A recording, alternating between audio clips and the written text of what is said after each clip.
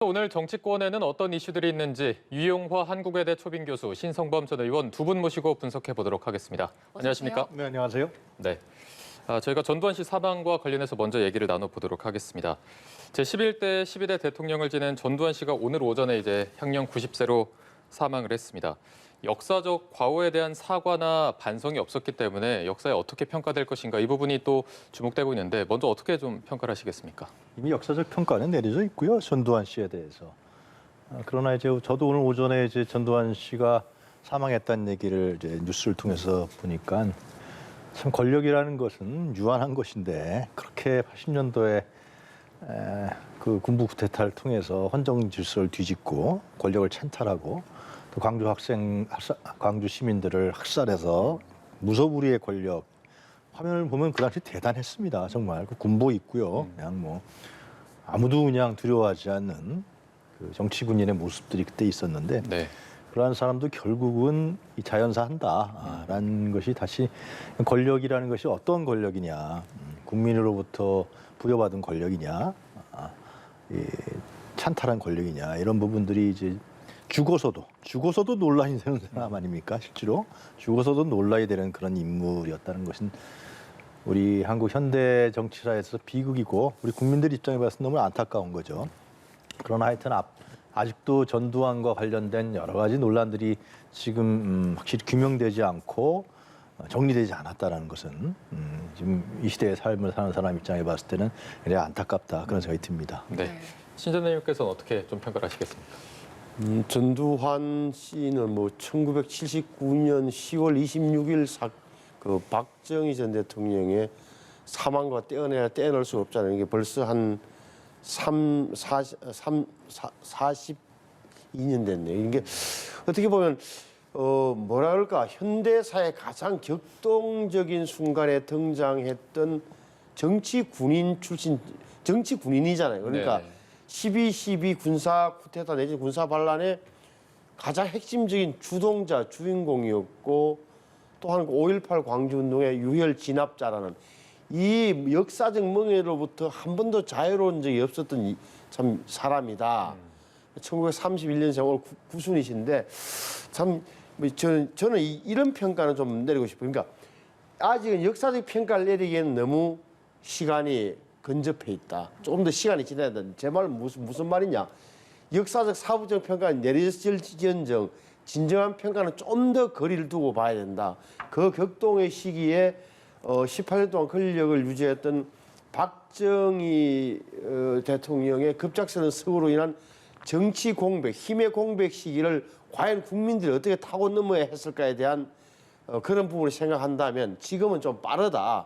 유혈이라는 책임은 분명히 있지만 정치적인 책임, 역사적인 책임, 도덕적인 책임은 있지만 전체적으로 한국 현대사에서 전두환이라는 사람이 차지하는 위치에 대해서는 좀 더 시간이 흘러야 된다고 저는 봐요. 예, 알겠습니다. 그리고 지금 전두환 씨 사망에 대해서 정치권의 반응들도 조금씩 엇갈리고 있습니다. 일단 민주당과 국민의힘 반응은 좀 엇갈린 상황이고 특히 대선 후보들 반응을 좀 봤는데 이재명 후보는 마지막까지 사과를 하지 않은 것에 대해서 좀 아쉽다면서 조문을 하지 않겠다라고 분명히 밝혔고 윤석열 후보 같은 경우에는 처음엔 조문을 할 것처럼 이야기를 했다가 이내 번복을 했어요. 네. 이 반응들은 어떻게 보셨어요? 그러니까 이런 상황에서 정치인들의 발언이 이제 중요한데요.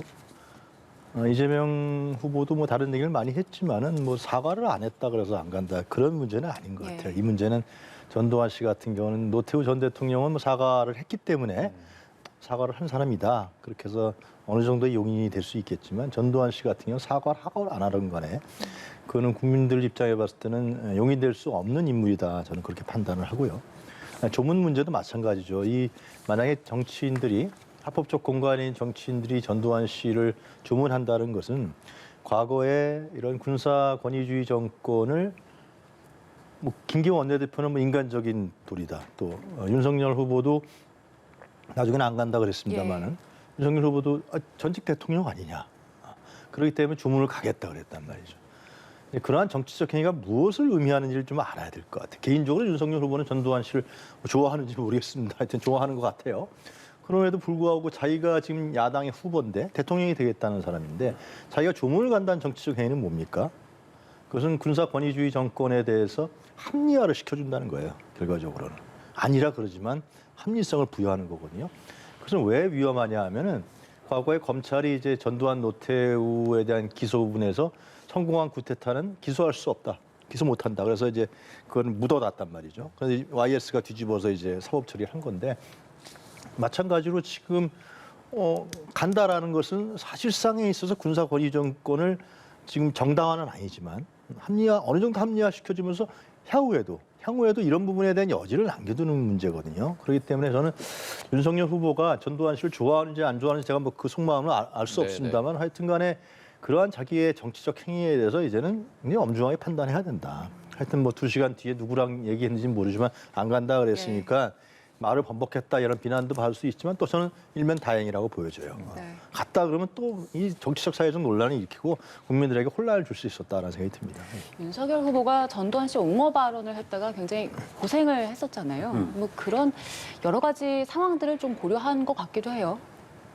고려할 수밖에 없는 처지잖아요. 그러니까 이게 아마 전직 대통령이라는 점 때문에 처음에는 쉽게 그래도 가야 하는 것 아니냐는 생각을 했다가 말을 이제 공개를 했는데 여기에 대해서 비난도 많고 하니까 아무래도 이제 좀 정치적으로 판단할 수밖에 없는 상황인데 뭐 저는 안 가길 잘했다라고 판단해요. 그러니까 조문을 하는 거는 말씀하신 대로 의미가 좀 남다르니까 특히나 대통령 후보가 된 마당에 조문을 간다는 것 자체는 좀 어색한 국민이 분명히 있는 거고 이준석 대표가 적어도 조화는 보내지만 나는 조문 안 간다. 다만 소속 구성원들은 알아서 판단을 하는 대목처럼 저런 부분은 좀 잘 풀어줬다고 봐요.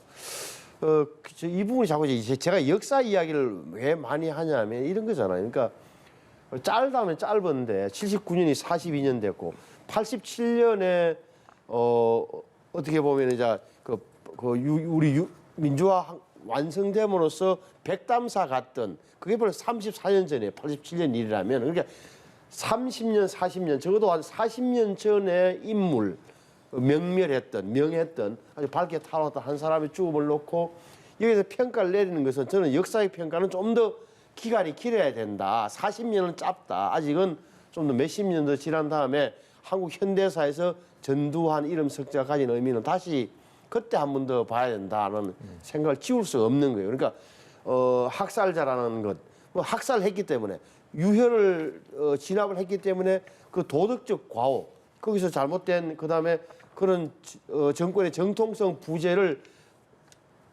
때문에 덕분에 어떻게 보면은 단선 이게 다시 한 번도 안 하고 민주화로 어떻게 보면 순조롭게 이행하게 된 계기가 됐던 도덕적 부채 때문에 그런 측면도 분명히 있다는 사실도 또한 기억을 해야 된다는 점을 좀 말씀드리고 싶어요. 네. 일단 조문 문제도 그렇고 장례 형식에도 관심이 쏠렸었는데 일단은 장례식은 가족장으로 치러지고 또 시신은 화장할 예정이라고 합니다.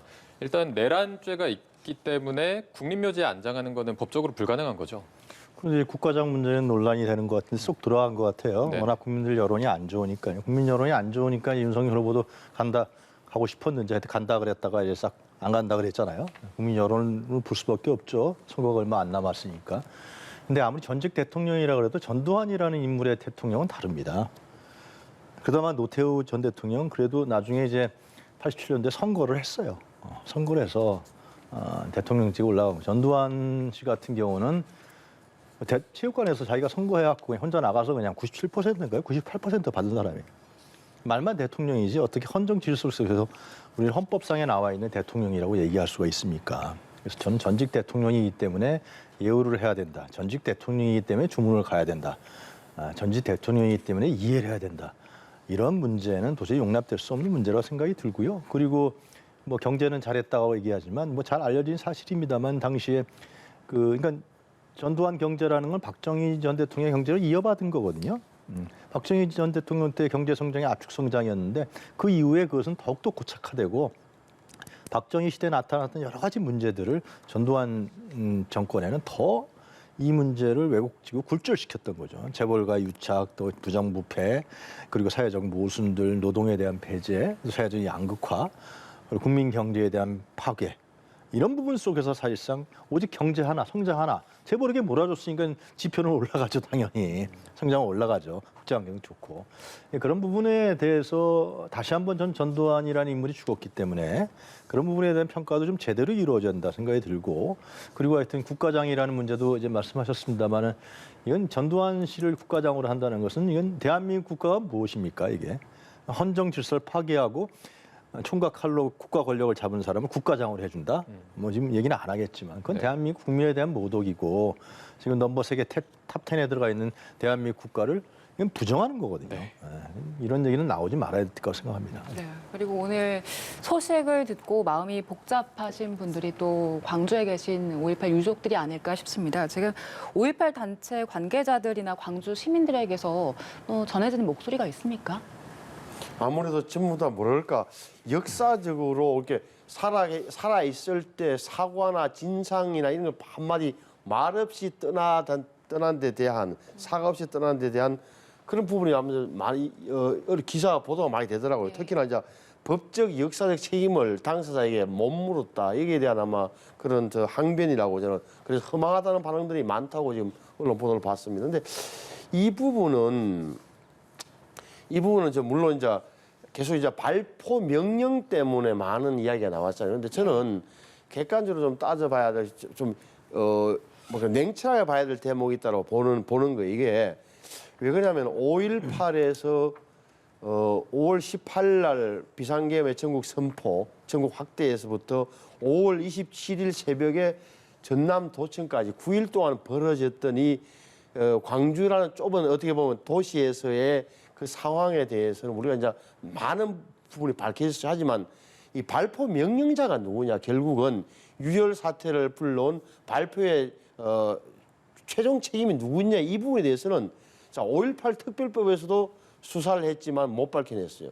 그 과거사 진상 규명이 여러 차례 국방부 차원에서도 있고 여러 번 있었지만 이 부분은 결국 밝혀내지를 못했어요. 왜? 그 당시에 혼란상 때문이에요. 그리고 그 당시에 명령 개통 자체가 아시는 대로 최규하 대통령이었지만 또 이 계엄사령관이 이희성 장군이었잖아요. 이미 12대 체포됐을 테고, 전두환 육군 소장은 보안사령관이었어요. 그에 투입된 부대는 또한 특전사의 사령관은 정호영 장군이었고, 이런 복잡한 상황과 현장 대응 이런 것 때문에 특정을 못했던 거라는 거예요. 그런데 계속 이제 전두환 씨에 대한 책임 추궁이 되는 이유는 그 당시에 군부의 실세가 전두환 장군 아니었나, 당신 아니었냐. 근데 당신이 발포 명령을 몰랐다는 게 말이 되냐. 여기서 출발했는데, 아시는 대로 말씀드렸지만 여러 단계에서 여러 번의 재조사 과정에서도 이 부분이 그런 밝혀진 바가 없다는 점을 또한 기억할 필요가 있어요. 그래서 저는 그도 말씀드리지만 광주에 대한 책임은 전두환 대통령이 피해갈 수 없는 거예요. 왜? 네. 12CT의 주역이었고 5.18을 어찌됐건 신군부의 가장 핵심 인물이었기 때문에 그 광주를 피로 물들이면서 집권하는 인물이었기 때문에 그 피해 부채의식 때문에 결국은 어떻게 보면 또 나중에 6.29를 받아들일 수밖에 없었고, 이런 민주화로, 점진적인 민주화로 이어지는 길은 놓을 수밖에 없었던 부채의식을 갖고 있던 사람이다라는 복잡한 인물이기 때문에 저는 역사적으로 시간이 필요하다고 제가 계속 네. 말씀드리는 거예요. 5.18 당시에 발표 명령자가 누구였는지 아직도 진상이 되지 않은 점, 여기에 대해서 유 교수님께서도 좀 말씀하실 게 있을 것 같아요. 이미 다 국민들은 알고 있죠. 전두환이라는 사람이 발표를 했다는 것을. 그건 상식 아니었어요. 당시에 이 군사 쿠데타로 완전 군권을 장악했죠. 군권을 장악했기 때문에 군대 갔다 온 사람들도 다 알 테고요. 실제로 그 많은 공수부대와 공세부대뿐만이 아니죠. 거기에 다른 군까지 다 투여시켜갖고 전남도청을 탱크와 헬기가 들어가서 전남도청을 완전히 150명 남아있는 광주 시민군들을 다 학살하지 않습니까, 실제로? 자, 이런 시민을 상대로 해서 전쟁을 벌인 행위에 대해서 발표 명령자가 없는데 어떻게 이루어질 수 있습니까? 아니면 거기에는 특수부대, 공수부대원들이 그냥 자기가 좋아서, 자기가 생각해서 그냥 그 시민들을 학살했습니까? 그리고 그 당시의 상황은 거의 군부들 입장에서 봤을 때는 준전시 상황일 거예요. 그 사람들은 아마 광주 시민들하고 전쟁한다고 생각했을 거예요. 그러면 당연히 전두환이라는 최고 권력자와 군권을 장악하는 사람이 사살해라는 명령이 없었으면 그 밑에 있는 예를 들면 부대장이라도 사단장이 그걸 할 수 있겠어요? 사단장 임의로 그러면 시민들을 향해서 총을 쏴야 됩니까? 있을 수 없는 얘기예요. 누구나 다 전두환이라는 인물이 발표를 했다라는 것은 아주 그건 뭐 기본적인 사실이죠. 그러나 이제 그거 있죠. 발표 명령을 문서로 안 했죠. 안 했겠죠, 당연히. 구두로 했겠죠. 구두로 했는데 구두를 받은 사람들은 얘기를 안 하는 거죠. 그러니까 이제 사법 관계에서 이제 밝혀지지 않는 것인데 안타까운 거죠. 지금 그런 부분들이 전두환 인물이 분명히 발표 명령을 내렸을 거라는 것은 최종 책임자라는 건 다 누구나 다 상식적으로 알고 있는데 이 부분이 근거로서 남지 않았으니까 사법부에서 또 검찰에서 밝히지 못하는 측면으로 봤을 때는 국민들 입장에 봤을 때는 그 죄값을 전두환이라는 인물이 받지 않고 자연사했다라는 측면에 봤을 때는 허탈하고 안타까운 측면들이 있는 것 같아요. 네. 네. 전두환 씨도 그렇고 전 씨의 가족들도 그렇고 지금 역사적 과오에 대해서는 인정하지 않는 태도를 보이고 있습니다. 특히 이 추징금과 관련해서도 지금 계속해서 뻔뻔한 태도를 보이고 있는데 1,000억 원에 가까운 이 미납 추징금 일당은 현행법상으로는 당사자가 사망하면서 받을 수가 없게 된 건가요? 그렇죠. 우리가 이게 왜냐하면 그 현행법상 미납금 당사자가 사망했기 때문에 중단되는 거죠. 그러니까 제가 금액을 따져 보니까 다 이게 아시는 대로 미납 추징금 이야기 왜 자꾸 29만 원인가? 예. 전 재산 29만 원밖에 네, 없어요. 그래서 국민들 공분을 샀던 사람인데 지금 최종적으로 남은 게 한 960억 된다 그래요. 960원의 미납 추징금은 당사자가 사망했기 때문에 이제 받을 수 없게 되는 이렇게 된 거죠. 네. 지금 뭐 검찰 그거는 제 측에서도 생각에는 죄송합니다. 네. 잠깐만 말씀드리면 네네. 노태우 전 대통령은 부인이 이제 어디다 친척한테 가졌다는 돈을 다 헌납했어요. 마찬가지로 이 유족들이 말이죠. 정말 광주 시민에 대한 그 자신들이 사과한다는 의미에서 이 돈이 어디가 있겠어요. 부정부패 2,000원이니까 3,000억 해갖고 사법 처리해서 감옥 갔던 사람 아니에요. 근데 없다는 거 아니에요, 실제로? 분명히 숨겨놨을 거라는 건 누구나 다 알고 있죠. 아니면 자식들에게 상속을 줬든지 그거 해서 모아서요. 이 자기 부친이 죄지른 죄값을 이 다 추징금에 대해서 헌납하고 국가에 헌납하는 이러한 거를 이 유족들이 해야 되지 않을까. 그러한 사과라도 최소한 하는 거 아니냐. 인간이라면은 저는 그런 생각이 듭니다. 네, 이제 주제를 바꿔서요. 저희 민주당 선대위 이야기를 나눠보겠습니다. 이제 선대위가 어느 정도 정리가 되고 이재명 후보에게 전권을 주겠다 이렇게 결정이 됐잖아요. 그래서 이재명 후보가 민주당의 이재명이 아니라 이재명의 민주당을 만들겠다라고 하면서 민주당의 색깔을 좀 빼려는 움직임을 보이고 있거든요. 이런 움직임이 과연 후보에게 도움이 될까요? 아니면 독이 될까요? 뭐 실제로 상당히 도움이 되지 않았습니까? 그래서 지지율이 최근에 와서 많이 반등하는 것 같고요. 윤석열 후보와 이재명 후보의 지지율이 이제 상당히 별 차이가 안 나는 동률로 한 부분은 결국 이재명 후보가 민주당을 변화시키겠다는. 그러니까 이재명의 민주당이라는 것이 뭐 이재명 후보가 민주당의 당권을 다 장악하겠다는 것이 아니라 민주당을 변화하고 개혁시키겠다는 거 아니겠습니까? 그러니까 지금까지 민주당이 여론조사 지지율을 봤을 때 높은 지지율을 유지하지 못했던 건 뭐냐면 180석이라는 아주 거대 의석수를 줬는데 민주당이 지금 2년 동안 변화와 개혁에 앞장서지 못했다는 거죠. 계속 수세적이거나 아니면 다른 프레임에 갇혀갖고 안에서 그냥 옥신각신하고 제대로 변화와 개혁을 추동해내지 못했다는 측면이 강하기 때문에 그 점을 이재명 후보가 지적하면서 변화시키게 하겠다는 거죠. 그래서 내세운 게 결국은 이제 그러니까 그 특권이죠, 특권. 특권 부분은 국회의원 특권을 내려놔야 된다라는 거 아닙니까? 면책 특권 문제라든가 아니면은 위성정당 문제에 대해서 연동형 비례대표제를 부정하고 위성정당을 꼼수를 부려서 위성정당을 창당한 문제 이런 부분들은 정말 저는 민주당에서 반성하고 사과하면서 국민들에게 우리는 스스로 변화하겠다. 그러니까 이재명 후보가 청년들에게 사과했잖아요. 저는 그게 굉장히 중요하다고 봐요. 청년들 정책이 좀 중요한 게 아니거든요. 마찬가지로 민주당도 물론 2년 동안 열심히 했지만 변화하고 개혁하지 않고 변화 발전이 없었다는 측면에 봤을 때는 스스로 반성하면서 성찰하면서 변화할 수 있는 그런 특권을 내려놔야 되거든요. 그럼 국민들 입장에서 봤을 때는 진짜 민주당이 변하려고 그러는구나 이런 생각을 갖게 될 거예요. 그런 측면에서 후보와 민주당이 좀 같이 호흡을 맞췄으면 좋겠다는 생각이 들고 이재명 후보도 그런 얘기를 한 것 같아요. 지금 정권을 위임한다 그랬었잖아요. 그런데 실제로 선대위의 그 자리는 다 다 사퇴한 게 아니에요. 몇몇 사람만 사퇴했어요 지금.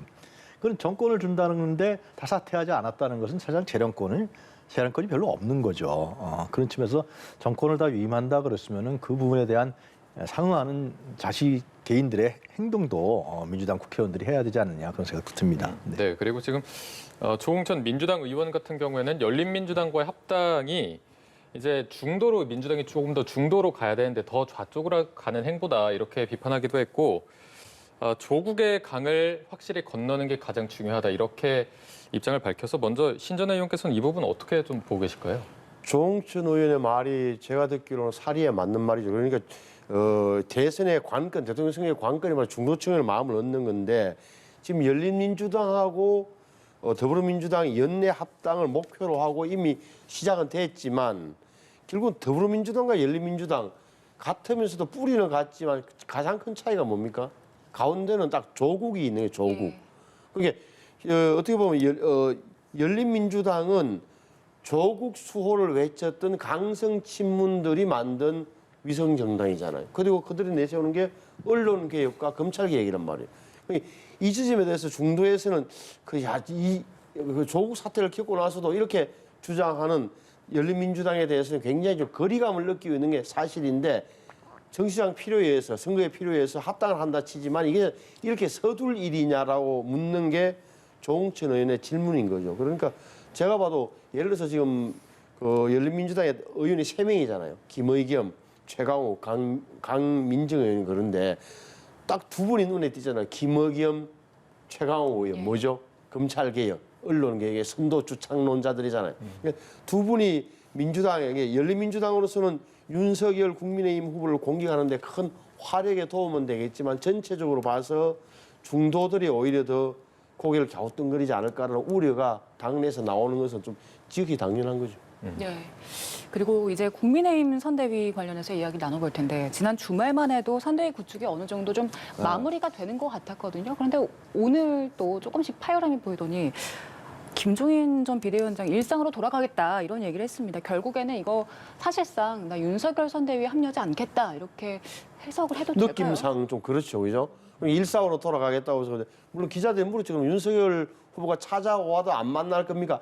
그거는 만나겠다라니까 제가 볼 때는 오는 사람은 막지 않을 건데 그럼 관건은 윤석열 후보가 다시 한 번 더 김종인 위원장을 찾아가서 한 번 더 설득할 거냐? 제가 볼 때는 윤석열 후보도 또 마음이 좀 상한 것 같아요. 그래서 안 찾아갈 것 같다. 그렇게 되면 서로가 공은 서로에게 넘겼지만 서로가 기다리고 있거나 아니면 서로가 먼저 어느 한쪽이 선제적으로 움직이지 않는 이상 김종인 위원장의 선대위 합류 가능성은 갈수록 거의 없어졌다고 보는 거고 이게 왜 이렇게 됐느냐는 따지고 보면은 거슬러 올라가면 결국은 이게 예를 들어서 김종인 위원장은 나는 허수아비가 되어서는 안 된다. 나를 허수아비 취급하지 마라. 그러니까 정권을 달라는 취지였잖아요. 정권을 달라는 말 속에는 사람도 마음 쓰고 메시지 팀이나 이런 걸 해서 선거를 잘 치르기 위해서는 내가 지휘하는 게 톱맨으로서 원탑으로서 맞다고 현실적으로 주장하는 거고 여기에 대해서 윤석열 후보는 그럼 제가 그 헛개비랄까 뭐 꼭두각시가 되지는 않아야 되지 않겠습니까? 이렇게 묻는 거예요. 그러니까 후보인데 후보가 모든 걸 최종 결정을 해야 되는데 선생님의 조언은 듣겠지만 결정은 제가 합니다라는 말을 계속 해왔던 거란 말이에요. 이 부분이 잘 안 맞은 건데 저는 뭐 가능성이 이게 자꾸 적어진다고 봐요. 그래서 내일쯤 되면 아마 결국 최종 결론이 나지 않을까. 비관적으로 저는 보죠. 지금 국민의힘 선대위 상황 어떻게 보고 계세요? 어젠가 윤석열 후보가 그 당 최고위원회에서 그 김종인 전 위원장이 반대하는데도 불구하고 그 김한길 또 김병준 또 당 요직에 뭐 윤한홍이라든가 이양수 이런 사람들을 통과시켰잖아요. 그건 김종인 위원장 입장에서 때 굉장히 불쾌하겠죠. 왜냐하면 자기를 배제한 거라고 보이는 거죠. 그러니까 김종인 전 위원장이 나는 이제 안 하겠다라고 얘기하는 거니까. 그건 윤석열 후보의 성공이었어요. 선공. 난 김종인 위원장하고 같이 안 하겠다. 당신 의견을 참작하지 않겠다라는 선공이었기 때문에 아마 김종인 전 위원장이 현재 상태에는 국민의힘 선대위에 합류할 가능성이 상당히 없는 거죠. 그리고 저는 여기서 이제 윤석열 후보에 대한 정치력이라든가 정치 스타일이 전 드러났다고 생각이 드는데요. 김종인 전 위원장을 그 상당히 희구하는 국민의힘 당원들이 많았잖아요. 그러면 어떻게든지 합류시키고 설득하고 양해하고 또 조정해서 김종인 전 위원장의 역할과 다른 사람의 역할을 이렇게 조정하는 게 필요했을 텐데 그런 부분에 대해서 윤석열 후보는 뭐 열심히 했겠죠. 했는데 그것이 안 되니까 그냥 딱 결행해버리는 그리고 나중에는 그 양반이라 그랬잖아요. 그 양반이란 말까지 썼거든요. 네네. 이런 걸 봤을 때는 윤석열 후보의 어떤 정치 스타일, 정치력 이런 부분들이 이번 과정에서 또 나타난 것이 아니냐 생각합니다. 네, 정치권 소식 여기까지 지금 짚어보겠습니다. 지금까지 유용화 한국외대 초빙 교수 신성범 전 의원과 함께했습니다. 고맙습니다. 고맙습니다.